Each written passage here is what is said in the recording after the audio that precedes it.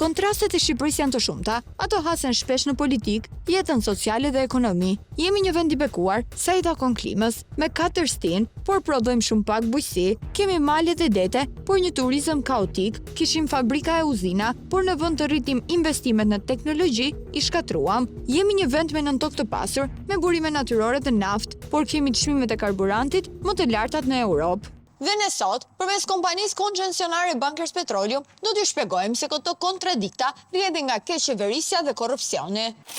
Në vitin 2004, qeveria socialiste e Fatos Nanës vendosi të japë me koncesion fushën më të madhe naftëmbajtëse në Shqipëri, Patos Marinsën. Në kontratë, u vendos që çdo fitim nga nafta që dilte nga nën toka e shqiptarëve do të duhej që të ndahej përgjysmë me ta, 50% të fitimit do ta mbante kompania dhe 50% do të paguhej në buxhetin e shtetit. Kjo kontrashfrytëzimi si shumë të tjera, solli prishjen e gjithë zinxhirit të furnizimit me naftë në vend, duke i hequr shtetit rolin si prodhues përballë grosistëve të importit. Çmimet u rritën dhe konsumi të karburantit ju shtuan taksat. Politikat fiskale për rritjen e taksave synojnë realizimin e shpenzimeve publike, duke mbajtur një deficit sa më të ulët. Ndaj pyetja që shtrohet është nëse nafta që ka toka shqiptare ka shërbyer që jo vetëm taksat për karburantit të ulen, por të paktën të mos ishin rritur. Sipas disa raporteve auditimit të Agjencisë Kombëtare të Burimeve Natyrore dhe Drejtorisë së Tatimeve, kompania e shfrytëzimit të naftës ka fryrë shpenzimet dhe rezulton me humbje.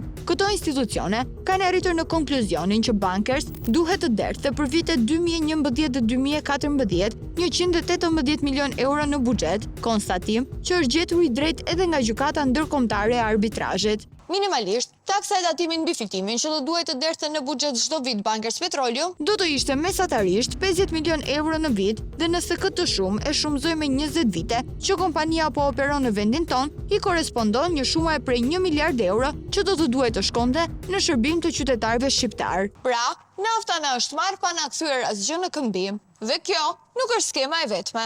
Një hetim i prokurorisë tjerë që po vijohet nga SPAK dyshon për qindra milion euro të tjera që Bankers Petroleum nuk i ka deklaruar fare si të ardhura në Shqipëri, por i mban në llogari bankare jashtë vendit. Nëpërmjet një skeme që quhet transfer pricing, thënë shqip, transferimi i çmimit. Për ta bërë të qartë për të gjithë, Bankers themelon kompani jashtë në jurisdiksione offshore dhe naftën që e eksporton ja shet firmave të saj me çmim të ulët. Dhe më pas, po vet Bankers nëpërmjet firmave që ka hapur e tregton me vlerën reale të tregut, ndërkohë që fitimin e mban në llogari jashtë, të patatuar dhe të padeklaruar në Shqipëri. Po sikur të mos mjaftonin të gjitha këto, Bankers dyshohet se është përfshirë edhe në një tjetër skem. Kanë ndihmuar kompanitë e shitjes së karburantit që të tregtojnë naftë pa taksë dhe pa cilësi. Gjatë viteve 2011 dhe 2012, kompania Bankers akuzohej nga eksponent të rëndësishëm të Partisë Socialiste se ishte e përfshirë në skemën e naftës kontraband përmes importit të solarit hollues, një lloj nafte me dëndësi të ulët, e cila injektohej në puse gjatë procesit të nxjerrjes së lëndës hidrokarbure. Duke qenë se lënda nevojitej për nevoja prodhimi dhe jo konsumi, ishte e përjashtuar nga detyrimi për të paguar taksën e akcizës. Dhe këtu kemi një tjetër truk. Sepse një pjesë e kësaj nafte që importohej për shpimin e puseve, ju shitej kompanive të pakicës që të shmangej akciza. 2 të këqija në 1. Naftë duke shmangur taksa dhe mbi të gjitha pa cilësi. Në vitin 2013, Agjencia Kombëtare e Burimeve Natyrore dhe Alpetrol monitoruan importin që kishte kryer Bankers për solarin dhe gjetën mospërputhje të mëdha. Në disa raste, holluesi ishte importuar në nivele të pashpjegueshme, sa 15% e prodhimit, ndërsa për periudhën dhjetor 2011, shkurt 2012, Bankers kishte raportuar se kishte përdorur 98.000 metra kub hollues, ndërsa llogaritjet e stafit të Alpetrolit argumentonin konsumi i holluesit ka qenë vetëm 47.000 metër kub. Gjysma tjetër ishte hedhur në treg? Me gjas, po. Për të ndaluar skemën, ligji për akcizat ndryshon dhe prej vitit 2014, koncesionari i Patos Marinsës detyrohet të paguajë akcizën për solarin që importon. Në këmbim këto shpenzime do të zbriteshin për efekt tatimi. Dhe çfarë ndodh? Prej këtij viti bie edhe konsumi i holluesit aq sa bie në sy edhe të Agjencisë Kombëtare të Burimeve Natyrore, të cilët e raportojnë. Nga vlerësimi teknik, mendohet se ende vlerat e përdorimit të olluesit gjatë vitit 2013 janë shumë të larta krahasuar me rezultatet faktike të arritura, sidomos në vitin 2014 me 7.5%, vitin 2015 me 5.3% dhe sidomos në vitin 2016 me 4.3%. Janë totalisht të paargumentuara dhe të papranuara norma të tilla të përdorimit të olluesit që arrin në vlerat 14 deri në 15% për periudhën janar-shtator 2013, ndërkohë që për periudhën tetor-dhjetor 2013 kjo vlerë luatet në kufit 8.5 deri në 9.8%. Por bankers, duket se është gjithmonë një hap përpara,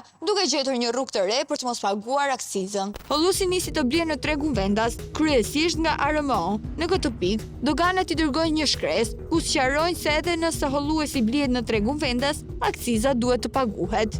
Këtu historia bëhet intriguese, sepse bankers kundërshton dhe vazhdon të mos e paguajë detyrimin. Në vjesht të 2014-s, Dega e Doganës Fier vendos një detyrim prej 5.8 milion euro për pagesë detyrim akcize. Këtë akt konstatimi, kompania ankimon në gjykatë dhe këtu nis edhe një betejë gjatë ligjore mes shtetit shqiptar dhe bankers. Gjykata e shkallës së parë i jep të drejtë kompanisë dhe vendos që detyrimi të mos paguajë. Vendimi ankimohet edhe në gjykatën administrative të apelit, e cila në vitin 2017 shfuqizon sigurimin e padisë dhe lënë në fuqi pjesën tjetër të vendimit të gjykatës së shkallës së parë. Çështja ankimohet në gjykatën e lartë nga avokatura e shtetit, por edhe nga bankers, e cila nuk bie dakord për të shfuqizim të pjesëshëm. Pavarësisht nga përplasja në gjykatë, Ministria e Financave i kërkon vazhdimisht doganave bjeljen e detyrimeve korrente të akcizës për muajt dhe vitet që vazhdonin, siç janë edhe këto shkresa të dërguara nga ish ministri Arben Hametaj dhe ish zëvendës ministri Erjon Luçi. Kontrollet për akcizën filluan në 2019, ku Dega e Doganave Fier mban një akt konstatim dhe vendos që bankers i detyrohet 30 milion euro shtetit shqiptar për taksën e akcizës gjatë këtyre viteve,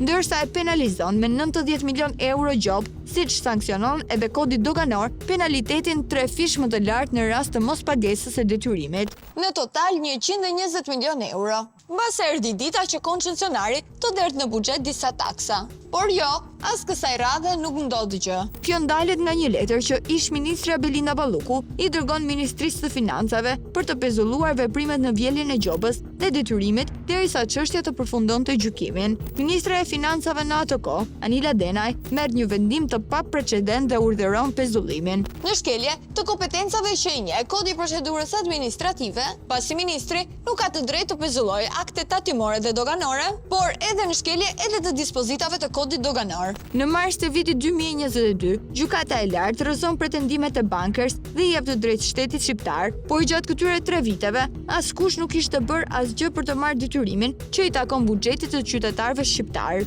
Bankers humb betejën edhe në gjykatën kushtetuese pas një ankimimi që depozitoi pas vendimit të gjykatës së lartë. Por edhe pas këtij vendimi që mban datën 25 korrik 2022, 120 milion euro të u harruan. Askush nuk kërkoi vjedhjen e detyrimit. Do të duhej që hetimi i prokurorisë së Fierit të kalonte për kompetencë në SPAK, që ministri Petrit Malaj të hiqte pezullimin dhe të urdhëronte arkëtimin e parave 3 vjet më vonë, në shtator 2025. Megjithatë, duket se gjithë kjo betejë po rezulton pa sukses, sepse shteti shqiptar ende nuk ka arritur të marrë këto detyrime. Në dhjetor të vitit që lan pas, pati një përplasje mes kompanisë Bankers Petroleum dhe drejtorisë së doganave, ku këto të fundit bllokuan puset e kompanisë që ajo të derdhte detyrimin, por kompania pretendon se afati për të vjedhur këtë detyrim tashmë është parashkruar. Parat ende nuk janë marrë. Ndoshta diçka më shumë mund të na thotë ish ministra e Financës zonja Anila Denaj. Duela nga piranjat, pse keni urdhëruar pezullimin e ekzekutimit të gjobës dhe detyrimit për Bankës Petroleum?